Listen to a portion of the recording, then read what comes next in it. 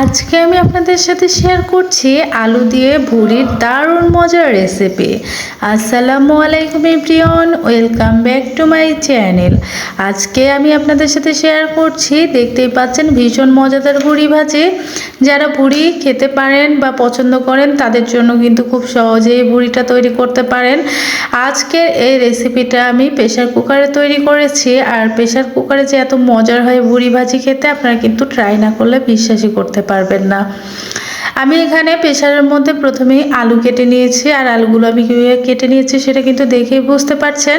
খুব বেশি বড় করেও কাটিনি, আবার একদম ছোট ছোট করেও কেটে নিইনি। আলুগুলো একদম ছোট ছোট হলে কিন্তু গলে যাওয়ার সম্ভাবনা থাকবে, তাই আমি কিন্তু একটু বড় বড় সাইজের করেই কেটে নিয়েছি। তারপরে এখানে আমি দিয়ে দিচ্ছি ভুড়ি। আমি আজকে মহিষের ভুড়ি ভাজি করব, আপনারা কিন্তু যে কোনো ভুড়ি এভাবে ভাজি করে নিতে পারবেন। এখানে আমি ভুড়িগুলো কেটে ধুয়ে পরিষ্কার করে তারপরে প্রেসার কুকারের মধ্যে নিয়ে নিচ্ছি। আলু পরিমাণটা আমি এখানে অনেকটা বেশি রেখেছি। যারা আলু খেতে পারেন না বা পছন্দ করে না তারা চাইলে কিন্তু আলুটা কমিয়ে দিতে পারেন, তবে ভুড়ির মধ্যে আলুটা একটু বেশি হলে খেতে কিন্তু মন্দ হয় না। আর আমি ভুড়িগুলো কিভাবে কেটে নিয়েছি সেটা কিন্তু দেখেই বুঝতে পারছেন। খুব বেশি বড় বা একদম ছোট করে কাটিনি, মাঝারিভাবে কিন্তু কেটে নিয়েছি। এখন আমি ভুড়ির মধ্যে মশলা অ্যাড করব। প্রথমেই আমি দিয়ে দেব এখানে তেল। আমি আজকে রান্নাটা সরিষার তেলে করছি, আপনারা সাদা তেলেও করে নিতে পারেন। তারপরে দিয়ে দিব এখানে মরিচের গুঁড়ো। এখানে আমি মরিচের গুঁড়ো 4 চা চামচ ব্যবহার করেছি। আমার মরিচের গুঁড়ো দেখতে কিন্তু ভীষণ লাল, কিন্তু মরিচের ঝালটা কিন্তু একদমই কম, যে কারণে আমি এখানে 4 চা চামচ ব্যবহার করেছি। আপনাদের মরিচের ঝাল অনুযায়ী কিন্তু এখানে অ্যাড করবেন।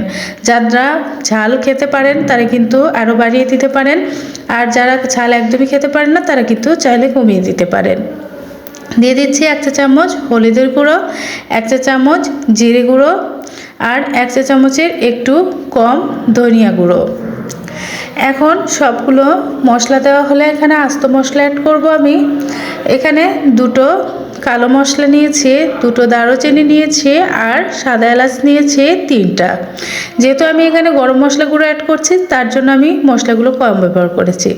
এখানে আমি 1 চা চামচ গরম মশলা গুঁড়ো ব্যবহার করেছি। তারপরে দিয়ে দিচ্ছি স্বাদ মতো লবণ। এখানে লবণ আমি 2 চা চামচ ব্যবহার করেছি, আপনারা আপনাদের স্বাদ মতো কিন্তু লবণটা দিয়ে দিবেন। তারপরে দিয়ে দিচ্ছি দুটো তেজপাতা। এখন সবগুলো উপকরণ হাত দিয়ে খুব ভালোভাবে মাখিয়ে নিচ্ছি, আর এই কাজটা কিন্তু হাত দিয়েই করে নিতে হবে। আর আমি কিন্তু এখানে প্রথমে কিছু মশলা অ্যাড করেছি, দ্বিতীয় ভাগে কিন্তু আমি আরও কিছুটা মশলা অ্যাড করব। গুঁড়ো মশলাগুলো আমি মাখানোর পরে আমি সেগুলো অ্যাড করব। তো আমি এই পর্যায়ে কিন্তু খুব ভালোভাবে হাত দিয়ে কিন্তু মাখিয়ে নিচ্ছি। একটু সময় নিয়ে কিন্তু খুব ভালোভাবে ভুড়ি এবং আলুর সঙ্গে মশলাগুলো মিশিয়ে নিতে হবে। মশলাটা মেশানো হলে এখন দিয়ে দিচ্ছি পেঁয়াজ কুচি। আমি এখানে বড় বড় সাইজের দুটো পেঁয়াজ কুচি করে নিয়েছি, আর সেই পেঁয়াজটা কিন্তু আমি দিয়ে দিচ্ছি। তারপরে এখানে দিতে হবে আদা পেস্ট, রসুন পেস্ট, জিরা পেস্ট। আমি এখানে কাঁচামরিচ দিয়েছি কয়েকটা, আর জিরা পেস্ট দিয়েছি 1 চা চামচ, রসুন পেস্ট দিয়েছি 2 চা চামচের একটু কম, আদা পেস্ট দিয়েছি 1 চা চামচের একটু বেশি। সবগুলো উপকরণ আমি খুব ভালোভাবে এখন ভুড়ির সঙ্গে মিশিয়ে নিচ্ছি। এই পর্যায়ে খুব ভালোভাবে মেশানো হলে দিয়ে দিচ্ছি পানি। পানিটা কিন্তু খুব বেশি পরিমাণে দেওয়া যাবে না, তাহলে কিন্তু ঝোলটা অনেক গাঢ় হয়ে যাবে বা অনেকটা বেশি থেকে যাবে, আর অনেক সময় জাল করতে হবে। ভুড়িটার জন্য প্রেসারে দিলে কিন্তু খুব সহজেই সিদ্ধ হয়ে যাবে প্রেসারে দেওয়ার কারণে। এখন আমি সিটি দিয়ে নিচ্ছি। সিটি দিয়ে সিদ্ধ করে আমি একটা সাইডে রেখে দিব। আমার প্রেসার কুকারে সিটি দিয়ে আমি একটা সাইডে রেখে দিয়েছি। তারপরে আমি আবারও চুলায় একটা কড়াই বসিয়ে দিয়েছি। এখন কড়াইয়ের মধ্যে দিয়ে দিচ্ছি আমি সরিষার তেল। আমি প্রথমেই বলেছি আমি আজকে রান্নাটা সরিষার তেলে করছি, আপনারা কিন্তু সাদা তেলেও করে নিতে পারেন খুব সহজে। তারপরে এখানে দিয়ে দিচ্ছি কাঁচামরিচ কুচি, পেঁয়াজ কুচি, আর দুটো তেজপাতা। এখানে কাঁচামরিচ মাঝখান দিয়ে আমি চিড়ে নিয়েছি, সেই কাঁচামরিচটাই কিন্তু দিয়েছি। এই পর্যায়ে খুব ভালোভাবে পেঁয়াজ মরিচটা ভেজে নিতে হবে।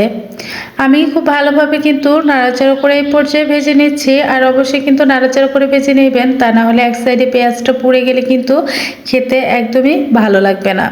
এই জন্য অবশ্যই কিন্তু খুব ভালোভাবে নাড়াচাড়া করে পেঁয়াজটা ভেজে নিতে হবে। তো এই পর্যায়ে কিন্তু আমার পেঁয়াজের কালারটা দেখতেই পাচ্ছেন কতটা চেঞ্জ হয়ে এসেছে।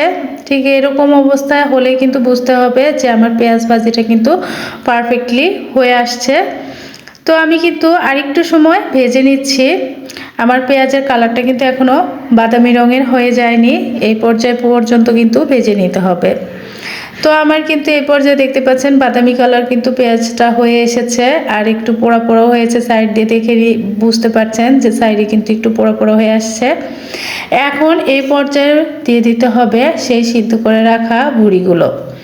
আলু এবং ভুঁড়িগুলো কিন্তু এখন আমি দিয়ে দিচ্ছি, দিয়ে একটু ভালোভাবে নাড়াচাড়া করে দিচ্ছি। প্রথমে আমি 2 চামচ দিয়ে দিয়েছি, যেহেতু প্রেশার কুকারে সেই জন্য ঢালার একটু প্রবলেমের জন্য কিন্তু আমি চামচ দিয়ে প্রথমে উঠিয়ে নিয়েছি, না হলে কিন্তু পেঁয়াজটা পুড়ে যাচ্ছিল। আর এভাবে কিন্তু আমি সম্পূর্ণটাই দিয়ে দিয়েছি। এখন খুব ভালোভাবে আমি এই ভুঁড়িটা জাল করে নিব। তো এভাবে কিন্তু খুব সহজে আপনারা বাসায় এই ভুঁড়িটা রান্না করে নিতে পারবেন। সামনেই কিন্তু চলে এসেছে ঈদ, আর এই ঈদের জন্যই কিন্তু আপনারা এইভাবে কিন্তু খুব সহজে তৈরি করে নিতে পারবেন ভুঁড়ি ভাজিটা। তো আমি এখন ঢাকা দিয়ে ভুঁড়িটা খুব ভালোভাবে জাল করে নিচ্ছি। এখানে ভুঁড়িটা জাল হওয়া পর্যন্ত অপেক্ষা করছি।